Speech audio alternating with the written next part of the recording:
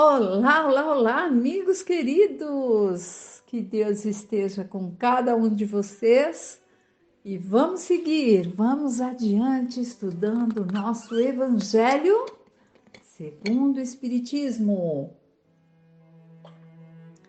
decodificado por Allan Kardec, que veio aí nos deixar de uma forma mais simplificada os ensinamentos de Cristo, para que possamos entender e praticar, né?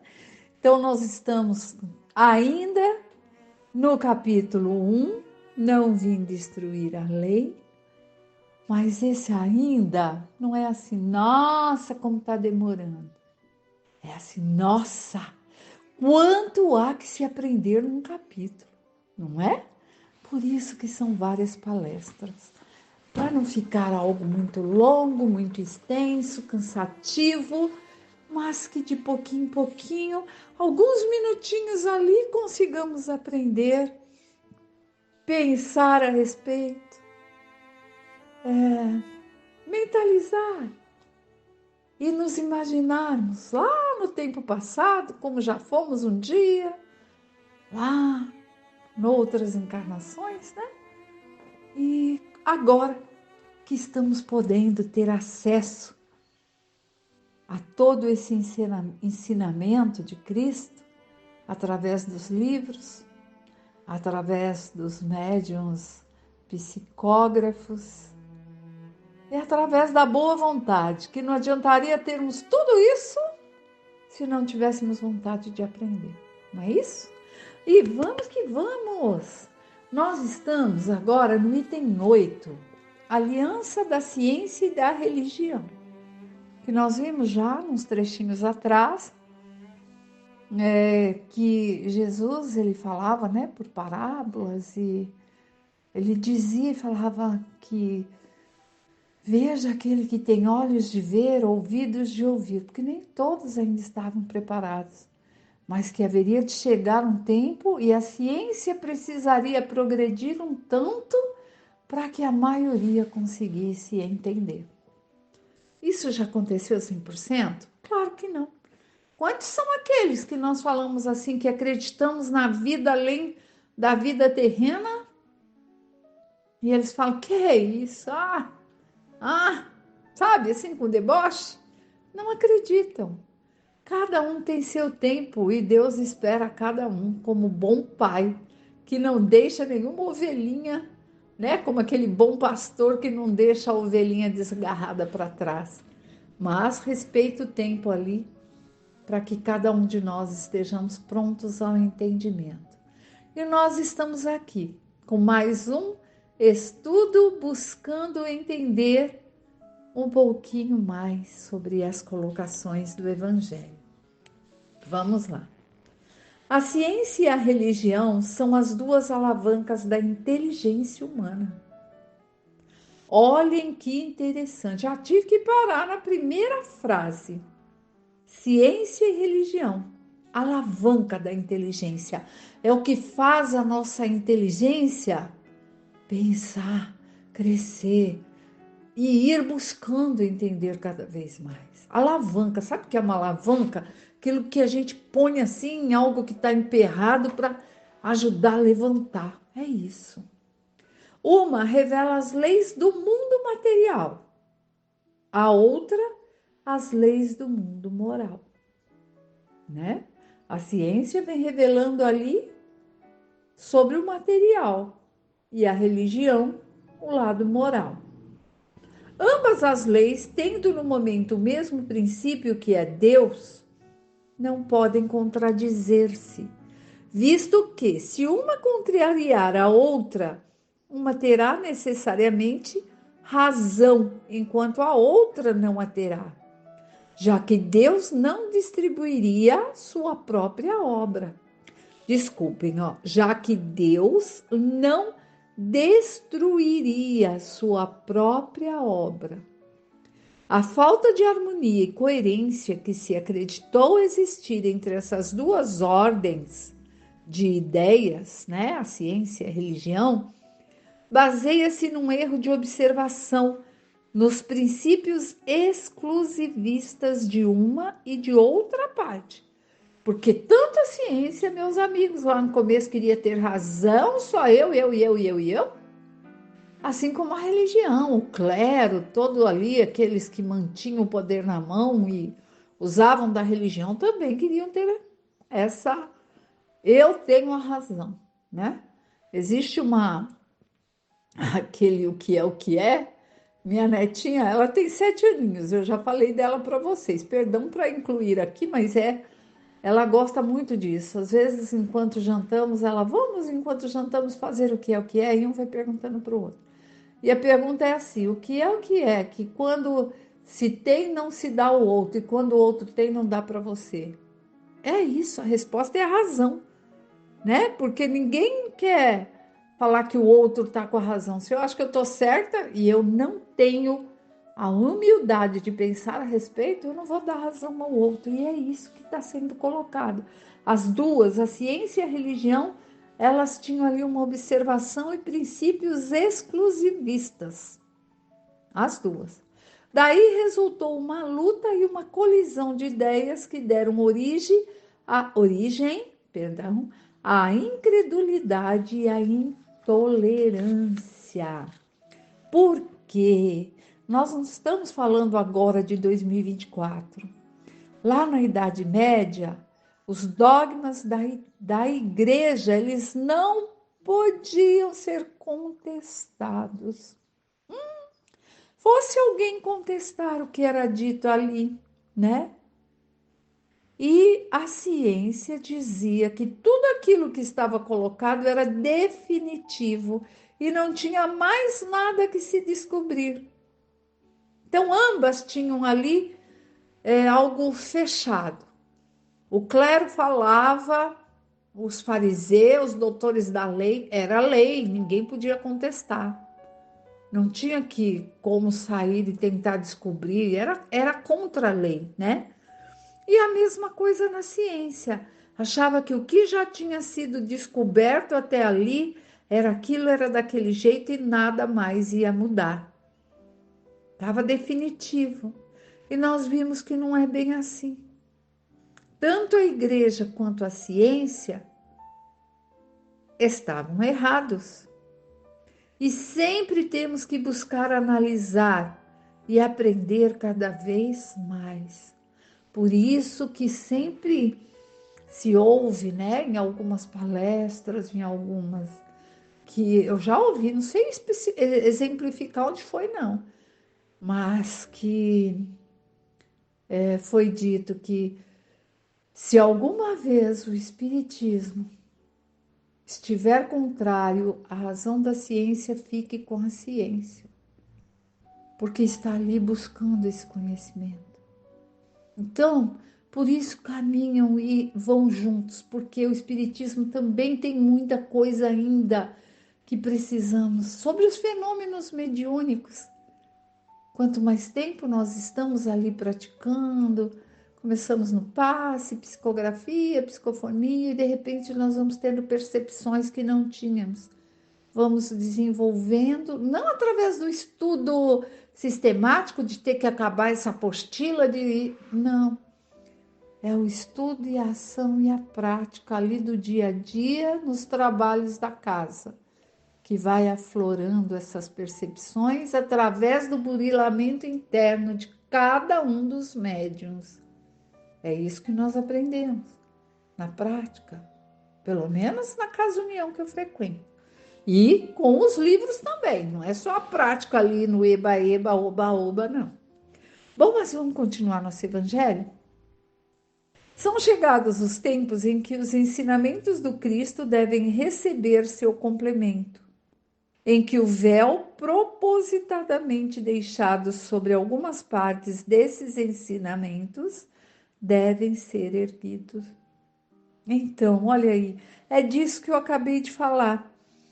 Nós começamos e aí, e também naquela colocação que o próprio André Luiz, ele fala, não há terminologia que possam entender no planeta em que habitais, né? Então nós vamos ao pouco, e são chegados esse tempo de descortinar. A ciência, deixando de ser exclusivamente materialista, deve levar em conta o elemento espiritual, que já está acontecendo, hein? Essa fala é minha, que já está acontecendo, não está no Evangelho lá, não. Nós vemos aí quantas são as descobertas da ciência que já acabam provando essa existência, né? E a religião deve reconhecer as leis orgânicas e imutáveis da matéria. Então, essas duas forças juntas, apoiando-se uma na outra, se ajudarão mutuamente. A religião, não sendo mais desmentida pela ciência, adquirirá um poder inabalável. Estará de acordo com a razão, já não podendo mais se opor à irresistível lógica dos fatos. A ciência e a religião não puderam se entender até os dias atuais, pois, cada um exterminando as coisas do seu ponto de vista exclusivo, repeliam-se mutualmente. Seria preciso alguma coisa para preencher o espaço que as separava, um traço de união que as aproximasse. Esse traço de união está no conhecimento das leis que regem o mundo espiritual e de sua afinidade e harmonia com o mundo corporal. Leis tão imutáveis quanto as que regem o movimento dos astros e a existência dos seres. Estas afinidades, uma vez constatadas pela experiência, fazem surgir uma nova luz. A fé se dirigiu à razão, a razão não encontrou nada de ilógico na fé e o materialismo foi vencido. Ai, que lindo! Vou repetir. A fé se dirigiu à razão. A razão não encontrou nada de ilógico na fé e o materialismo foi vencido. Mas nisso, como em tudo, há pessoas que ficam para trás, até serem arrastadas pelo movimento geral que as esmaga, se tentam resistir ao invés de o acompanhar. É toda uma revolução moral que se opera neste momento e que trabalha e aperfeiçoa os espíritos. Após ser elaborada durante mais de 18 séculos, ela chega à sua plena realização e vai marcar uma nova era da humanidade. As consequências dessa revolução são fáceis de se prever.